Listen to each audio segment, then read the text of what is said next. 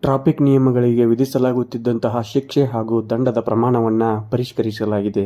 ಹೊಸ ಪರಿಷ್ಕರಣೆಗಳು ಮಾರ್ಚ್ 1ರಿಂದ ಜಾರಿಗೆ ಬರಲಿದ್ದು, ಅದರಂತೆ ಇನ್ನು ಡ್ರಿಂಕ್ ಆ್ಯಂಡ್ ಡ್ರೈವ್ಗೆ 10,000 ರು ದಂಡ ಅಥವಾ 6 ತಿಂಗಳು ಜೈಲುವಾಸ ಗ್ಯಾರಂಟಿ. ವಿಶೇಷ ಸಂದರ್ಭಗಳಲ್ಲಿ ಇವೆರಡನ್ನೂ ವಿಧಿಸುವ ಸಾಧ್ಯತೆ ಇರುತ್ತದೆ.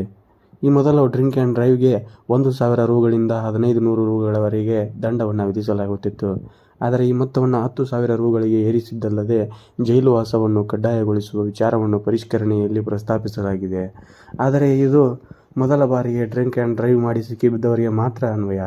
ಮತ್ತೆ ಇಂಥದ್ದೇ ತಪ್ಪು ಮಾಡಿರುವುದು ಗೊತ್ತಾದರೆ ದಂಡದ ಪ್ರಮಾಣ 10,000ದಿಂದ 20,000 ರುಗಳಿಗೆ ಹೆಚ್ಚಾಗುತ್ತಾ ಹೋಗುತ್ತದೆ. ಜೊತೆಗೆ 2 ವರ್ಷ ಜೈಲು ಶಿಕ್ಷೆ ನೀಡುವ ಸಾಧ್ಯತೆಗಳು ಕೂಡ ಇರುತ್ತವೆ. ಇನ್ನು ಹೆಲ್ಮೆಟ್ ಇಲ್ಲದೆ ದ್ವಿಚಕ್ರ ವಾಹನಗಳನ್ನು ಓಡಿಸಿದರೆ 1,000 ರು ದಂಡ ಹಾಗೂ ಅವರ ದ್ವಿಚಕ್ರ ವಾಹನ ಲೈಸೆನ್ಸ್ 3 ತಿಂಗಳವರೆಗೆ ಅಮಾನತುಗೊಳ್ಳಲಾಗುತ್ತದೆ.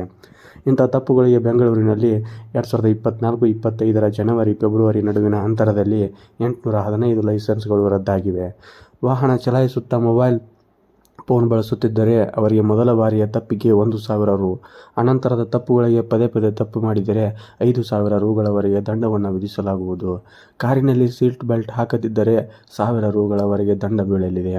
ಈ ಮೊದಲು ಇನ್ನು ವಾಹನಗಳನ್ನು ಸಂಬಂಧಿಸಿದ ಅಧಿಕೃತ ದಾಖಲೆಗಳನ್ನಿಟ್ಟುಕೊಳ್ಳದೇ ಇದ್ದಲ್ಲಿ 5,000 ರುಗಳನ್ನು ದಂಡವನ್ನು ಹಾಕಲಿದ್ದಾರೆ.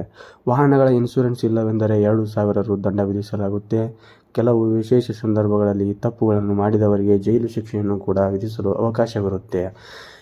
ಈ ನಿಯಮಗಳನ್ನು ಪರಿಷ್ಕರಣೆ ಮಾಡಲಾಗಿದ್ದು, ಇನ್ನು ವಾಹನಗಳ ಮಾಲಿನ್ಯ ನಿಯಂತ್ರಣ ಪ್ರಮಾಣಪತ್ರವನ್ನು ಇಲ್ಲದಿದ್ದರೆ 10,000 ರು ದಂಡ ಕಟ್ಟಲೇಬೇಕಾಗುತ್ತದೆ.